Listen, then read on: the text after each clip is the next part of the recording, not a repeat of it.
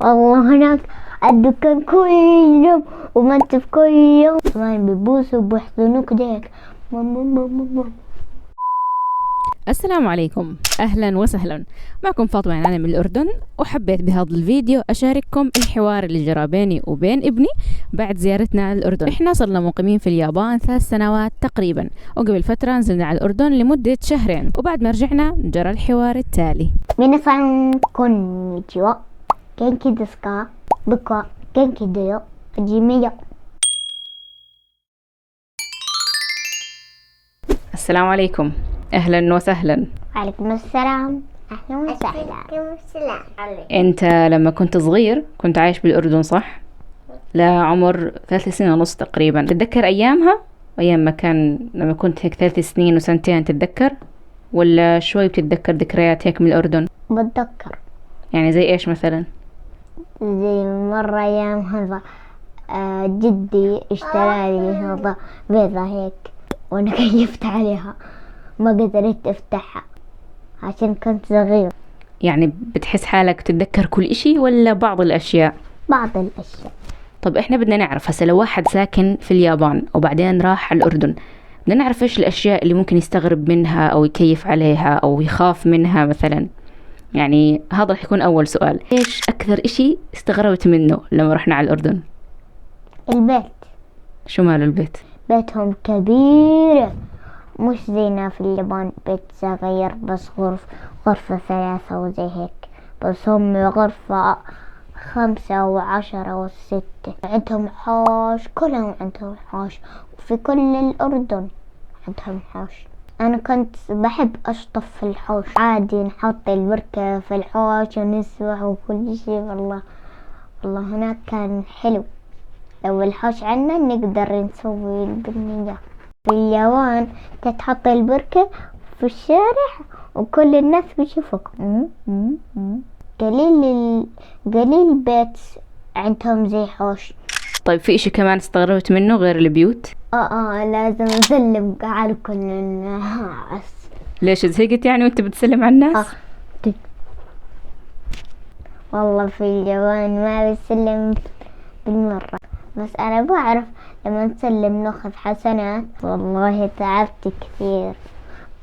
دي هيك كمان بيبوسوا وبيحضنوك ديك. تتذكر انت حكيت لي عن اشي خوفك لما كنا بالاردن؟ شو رايك تحكي لهم اياه؟ ماشي. كنا عن مكتبة، بعدين في زلمة اجا كان يبتسم زي هيك، وهذا كان مع التلفون حط عليه جبته. بعدين حكى تعالوا سوي ده هيك، وانا حكيت له تعال معي، ونوح حكى واجا معي، وبعدين حمل نوح وباتوا عن جد. والله الناس بيبوسوا كثير. وبعدين بس مامي هذا ظل يتفرج على الزلمة هذا بعدين هو ما حملني ولا شيء. احنا كنا بمكان عام وهم كانوا قاعدين على الدرج، وانا هيك شفتهم من بعيد، يعني كنت بستنى بشغلة معينة، فاجاهم حدا ما عرفنا يعني، بس هم علي ما بيعرفوا. بتعرفوا عاداتنا العرب، نشوف حدا هيك طفل صغير امور نمسكه من شعره ومن خدوده وكذا، فابني مستغرب من هذا الاشي، انه كيف حدا ما بعرفه يجي يحكي لي اعبطني او تعال عندي ومن هالحكي. فكان خايف كثير، فكان مستغرب انه انا بس ضليت اطلع عليه وما عملت اي ردة فعل. طيب اشياء انت كنت مكيف عليها، يعني سعيد جدا انك لقيتها هناك؟ والله هناك الدكان كل يوم ومنت في كل يوم وعرس هيك، بس العرس هناك كله بنات وانا كبران وانا مش بنت، فما بقدر اروح هناك اكل منسف وكل شيء. احلى شيء بروح على الدكان واشتري اي شيء بدي اي شيء عشان كله حلال. اما في اليابان هذا الا تفرج حلال ولا لا، حلال ولا لا، حلال ولا لا. في اشي هيك مضحك صار معك، موقف مضحك؟ احكي لهم دائما اشي نضحك عليه، دائما بتخربط فيه. أيوة بدي أحكي لكم عن فن. أنا لما كنت على الحمام بخربط، بحط الفن على الفرنجي، وبكون لازم نحطه على الزبالة. بس آخر إشي هذا بحطه على الجورة، عشان في اليابان إحنا هيك نسوي. ايوه زي ما هو حكى، عشان احنا باليابان عندنا الفاين كله يعني بعيد عنكم، فاين الحمام كله مخصص ايش للذوبان في المي، فبعد الاستعمال بتحطه بنفس يعني الفرنجي وخلص بيذوب بالمي هناك. فعلي كان يخربط كل ما نروح عند حدا، حتى بالمطارات لما كنا بمطار قطر وبمطار الأردن، فيعني كل ما نروح مكان جديد عليه هيك إلا يخربط ويزت الفاين في الفرنجي. بس آخر شي مرة على مرة تعودت، صح؟ صرت تعرف، صح؟ انت نوح بدك تحكي اشي؟ طب اطلع على الكرسي عند علي. بدي أحكي بابا نح هذا عند جدة وأخواتي. هذا أحلى إشي. على إيش كلفت؟ عندك كان حباندة البعيدة. أصلا هي قريبش بس هو بحس إنه بعيدة عشان هو صغير. وتعلمت هذا أشياء جديدة. الله حاجة ويتعس وهذا لما نكلف مثلا أنا بشوف نوح، أنا بحكي له الله حي نوح، هو لازم يرد علي يحكي الله حيك. في إشي خالات تستغربوا منه، أنه إحنا ناكل الأشياء بدون خبز.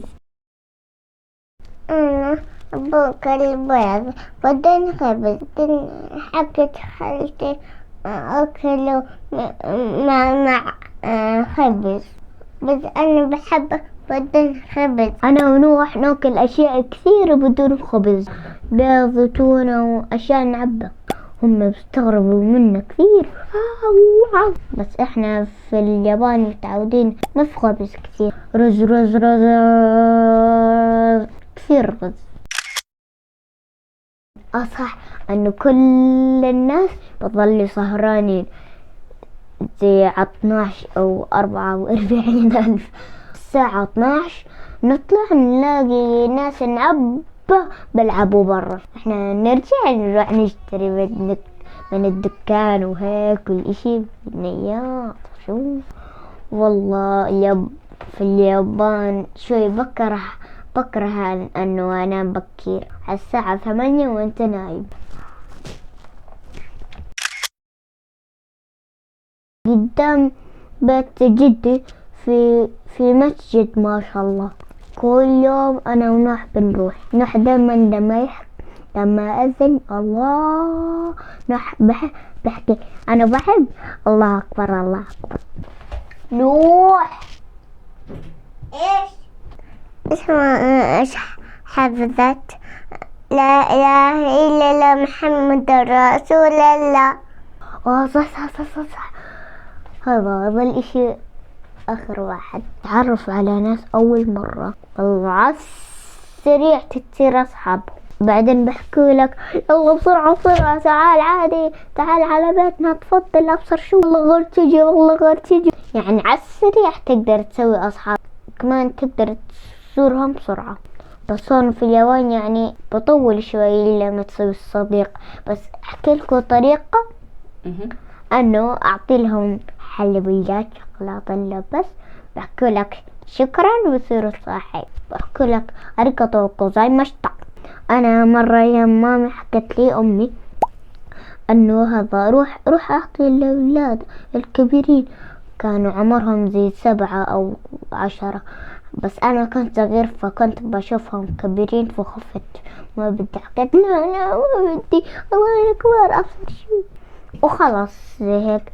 إذا تذكرت إشي ثاني بحكي لكم. شكرا كل الناس اللي كانوا معي في الأردن، كويس حقكم كلياتكم.